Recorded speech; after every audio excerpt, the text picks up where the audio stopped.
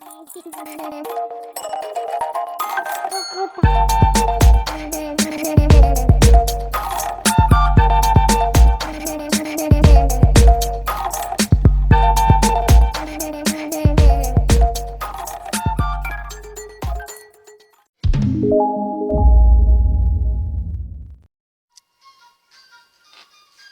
matin, j'arrive à la bourre à l'atelier, je vois pas quoi. Dylan en train de marave le TRX6 à grands coups de meuleuse. Eh Dylan, qu'est-ce que tu fous? Tu sais le prix que ça coûte ça? Ouais, je sais, t'inquiète. Mais c'est mal là qui s'ouvre pas, c'est chiant, on perd tous les accessoires et tout, ça sert à rien.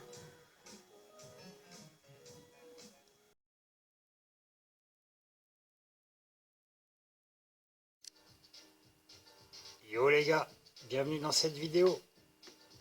Aujourd'hui on va regarder comment on peut un petit peu améliorer le look du TRX 6 avec un budget de 0 €. Allez, à tout de suite. Bon bah déjà avant de commencer cette vidéo, je voudrais remercier tous les nouveaux et aussi anciens abonnés. Merci pour vos commentaires et vos pouces bleus, c'est cool. Hein? Dis-moi, c'est où que tu avais appuyé déjà là? Ah, c'est là-dessus, d'accord. Oh yeah, donc merci pour vos pouces. Et que ça tourne, on est 44 abonnés. Voilà. Bon après, le compteur il va que jusqu'à 1000. Quand on arrive à 1000, j'arrête de vous bassiner avec ça. Allez, abonne-toi. C'est cool. Et sur ce bouton là, que tu as appuyé, tac. Ah. Bon bah ouais, c'est vrai, c'est plus sympa comme ça. Tac. Hop, petite commande de treuil. Avant, rembobinage. Vers l'arrière, ça déroule. Tac, position centrale, ça s'arrête.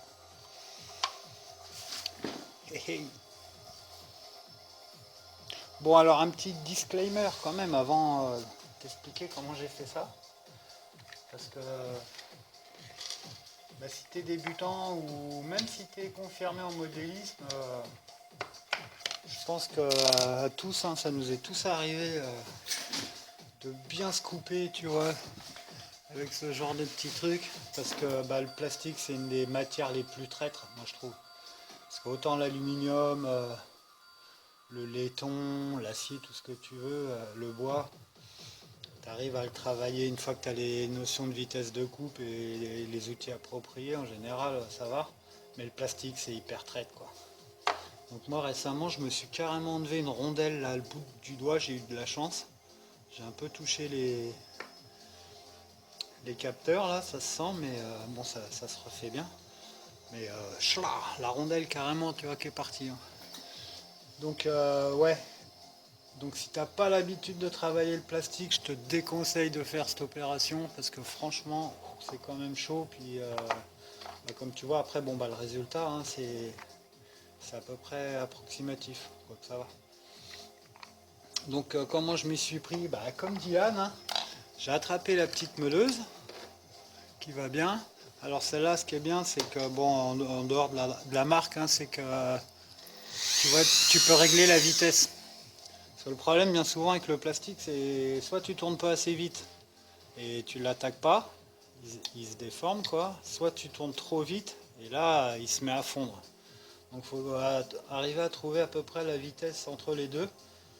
Donc bon mais quand tu le coupes forcément faut quand même aller assez vite pour que ça fonde légèrement mais pas trop. Comme ça tu as des découpes à peu près précises quoi. Donc bah, ce que j'ai fait le tour comme ça en visant dans la rainure. Hop, par le dessous en laissant l'épaisseur de la trappe. Donc j'ai fait tout le tour comme ça. Mais après, le problème, c'est bon là j'en ai enlevé hein, au milieu. Tu as des sortes d'étagères, on va dire. Enfin, tu as du rayonnage. Bon ça c'est fait parce que La pièce, comme tu vois, le plastique, il est relativement souple, mais il est très résistant. D'ailleurs, même la qualité du chromage, là, de la peinture, bon, Traxxas c'est cher, mais là-dessus, on peut rien leur enlever, hein. Franchement, c'est bien. Mais à couper, bon, c'est assez dur. Donc après, ce que j'ai fait, j'ai pris un bout de lame de scie à métaux. Donc j'ai un petit peu sécurisé avec du chiffon. Tu peux mettre un bout de durite scotché, ou enfin, tu vois, pour protéger la paume des mains. Et après, la subtilité, c'est que, tu vois, tu la tailles. Alors en général, quand tu fais des affûtages comme ça sur des lames de scie, tu fais qu'un côté, tu vois, pour faire un peu comme un ciseau à bois et pouvoir, ça coupe très bien comme ça. Mais là, la subtilité, c'est que j'ai fait donc une bonne taille dans un sens, mais dans l'autre sens, j'ai fait un léger, plus petite, tu vois, mais il y a une légère passe. Juste, tu fais une passe sur la meule pour faire un angle en fait que ça soit pas la surface plane de la lame et un coupant comme ça, mais deux coupants. Tu vois, je te l'agrandis à peu près, ça fait comme ça ta lame. Et ça permet d'aller, quand tu coupes le plastique, d'aller plus droit. Parce que si tu fais que d'un côté, bah ça va avoir tendance, ta coupe elle va avoir tendance à aller. Donc bon, après c'est un coup à prendre. Et donc, je te disais, une fois que ça a été détouré à la meuleuse, donc tu viens par le dessous, hein, de la boîte, et là, sur la fente que tu viens de faire, tu viens donc en gros, hein, si j'arrive à t'allumer un peu le truc, tu glisses ça dans la fente et après tu viens couper comme ça, hop, un par un, à ras, tous les segments pour pouvoir libérer la porte. Alors hein, c'est un peu de la voltige. Et le tout sans se couper. Une fois que c'est fait, après, bah, là tu vois, moi je me suis pas pris trop la tête. Alors tu peux installer des toutes petites charnières, hein, des petites charnières de bijouterie là, ou sinon du scotch alu. Alors ça aime pas. Si tu fais, tu peux, ça se déchire facilement si tu fais une pression comme ça. Mais sinon pour ce qui est de l'ouverture et fermeture, ça encaisse quand même pas mal quoi. Puis bon, voilà, t'es pas toutes les 5 minutes à ouvrir, c'est juste pour le truc quoi. Et au pire, si ça se déchire à force, bah, c'est facile à changer quoi, et à poser surtout. Donc après, bon, si t'aimes pas trop le truc aluminium et tout ça, bah, tu peux rajouter encore par-dessus du scotch noir, comme ça, là ça se voit carrément pas. Mais l'aluminium c'est bien parce que ça fait comme une mémoire de forme et après quand tu veux le refermer, tu vois, tac, ça te fait un petit cran et le truc il tient bien quoi. Bon après faut pas oublier que c'est pas étanche, hein. Si tu roules dans la flotte, tout ça ça va se remplir, hein. Voilà. Et là tu vois pareil, j'ai fait une petite languette au scotch, comme ça fait une poignée que tu peux rabattre sur l'autre et puis pour l'ouvrir c'est plus pratique. Voilà. Même si elle vient de se déchirer, j'ai l'impression. Ouais. Non, ça va. Donc voilà. Et après, bah, un petit interrupteur 3 positions, c'est le truc qui était livré avec l'autre œil. Bon, puis un dernier petit truc à penser, hein, c'est de retailler un petit bout de plastique pour venir fermer derrière. Tac. Pour que ta boîte elle soit à peu près étanche. Donc là, bah, tu peux mettre un point de colle, tu peux venir un petit peu déformer, faire des boursouflures, tu sais, avec le fer à souder doucement pour que ça l'empêche de ressortir. Ou sinon, bah, une fois encore, du scotch alu. Alors, tant qu'on est dans le scotch alu, tu sais, c'est ma passion, ça, le scotch alu. Donc, bah, tu vois, les barres, pareil, hein, ça c'est dommage que le constructeur, bon, peut-être pas pour les barres, mais pour le reste, au moins pour les lumières, les trucs comme ça, qu'il ait pas fait une petite planche de sticker. Et tu vois, je trouve ça soigne plus les détails quand même, quoi. Tu fais un petit. J'ai fait les contours de toutes les lampes, hein, que ce soit sur les côtés, aussi sur le dessus, tu vois, ça fait un peu plus le tour des rétros. C'est pareil pour les rétros. Bah, c'est une espèce d'autocollant tout vilain, donc moi je les ai changés avec justement des vrais miroirs, quoi, tu vois. Et c'est quand même plus sympa, on voit vraiment les détails. Voilà. Et puis pareil, j'ai fait le tour avec encore un petit liseré en alu. Bon, pour les phares, je trouve que c'est un peu moins réussi, hein, faudrait que je les affine plus. J'aurais dû faire un liseré beaucoup plus fin. Mais je trouve que déjà, bah, ça le personnalise un petit peu. Bon, je te fais pas marcher le treuil, hein. Après le branchement c'est tout simple. Et puis, hop, tiens, je viens de faire tomber un géo pour l'arrière. Hop, on va mettre de la lumière, tu vois, pas trop, mais en gros ça donne ça. Bon, j'ai rajouté une boule d'attelage, hein, comme tu vois. Parce que bon, alors après on va sûrement l'optionner, hein, comme tu te doutes bien. Donc je vais voir, bah, la benne basculante et descendante, là c'est déjà fait sur internet. Je vais peut-être faire un truc un peu plus original, on verra. Ce qui me tente bien déjà, c'est bah, la ridelle là derrière, de la faire pivotante, qu'elle puisse se rabattre et se détendre. Et puis là, en attendant, pour faire des petits... Pour faire un peu joujou avec, j'ai fait un petit système de rampe. Alors attends, bouge pas, je te raccroche, je vais te le montrer tout de suite.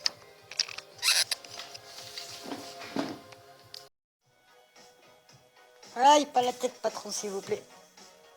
Ah, excuse-moi Angelo, j'ai pas fait exprès. Bon, fais voir ce que tu nous ramènes là. Donc bah voilà, tiens, j'ai fait des rampes d'accès pour le plateau derrière. Donc je sais pas si tu reconnais, c'est fait avec des grilles de frigo, tu sais les grilles de refroidissement que tu as derrière un frigo, genre découpé, j'ai mis en longueur et voilà. Alors après par exemple j'ai pris des petits bouts de rivet, hein.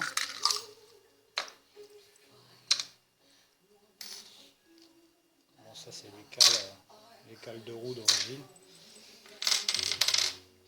Donc bah, j'ai pris deux sortes, des petits longs, donc j'ai fait 4 trous, hein, derrière. Je viens accrocher les petits trucs, hop. Après, bah, il y a deux sortes, j'en ai laissé. Donc il y a un sens, tu as vu les ailettes, donc tu mets dans le sens de la montée, bien sûr. Pareil, là tu rajoutes des petites tiges.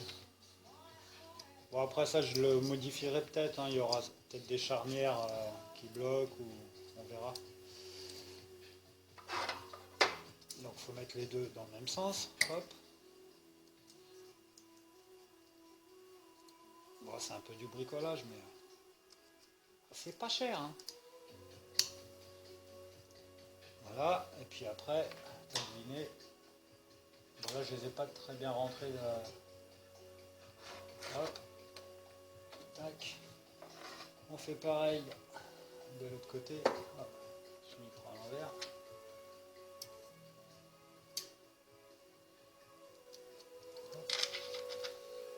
Donc après ça pèse assez lourd, hein, parce que c'est du laiton.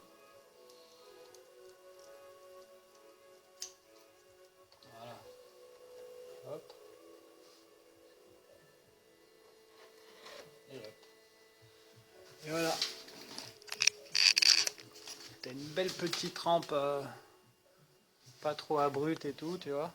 Puis après qui se replie, qui se range, enfin voilà. Ça fait un petit accessoire assez sympa. Et mine de rien, ça porte bien quand même, quoi. Après, bah ouais, on pourrait mettre des charnières là, faire un système avec l'autre œil, avec une tringle au milieu, et ça vient les rabattre comme ça, soit les tenir comme ça derrière, ou les rabattre carrément sur le truc. Peut-être on fera ça. Voilà.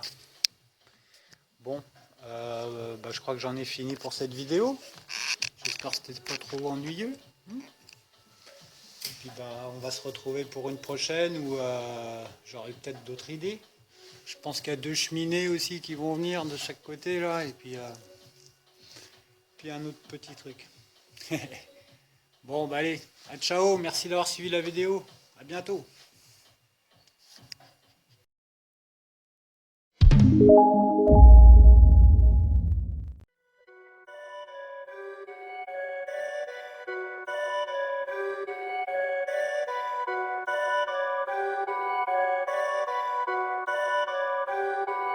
Perfect.